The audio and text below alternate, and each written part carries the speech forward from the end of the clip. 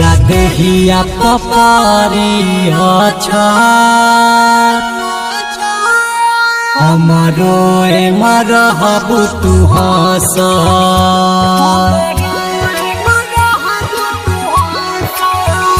तोरा देहिया पपारी अच्छा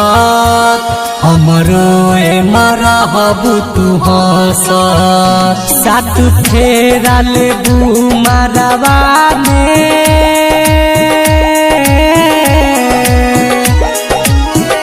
सात फेरा लेबू मरवा में हम देखी के रहबू तरसत तोरा देहिया पपारी अच्छा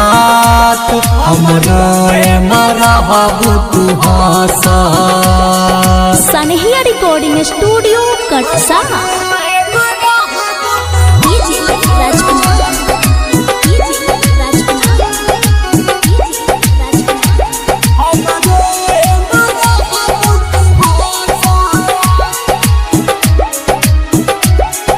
शादी के खबर सुनते लभल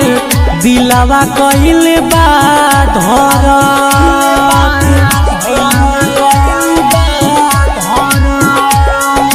होई विदाई जान हमर जाई तोहरा तो पड़ता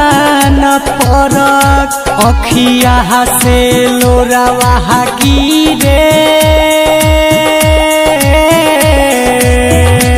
अखिया से लोरावा गिरे जैसे बरखा बाटे बरसत तोरा देहिया पपारी अच्छा हमरो मरहब तू हंस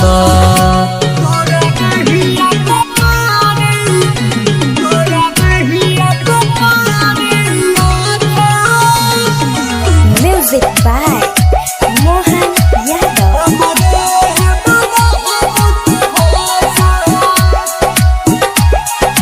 डीजे राजकुमार सनहिया रिकॉर्डिंग स्टूडियो कटसा चौका बैठबू भियावा के साथे मंगिया तोहार भराई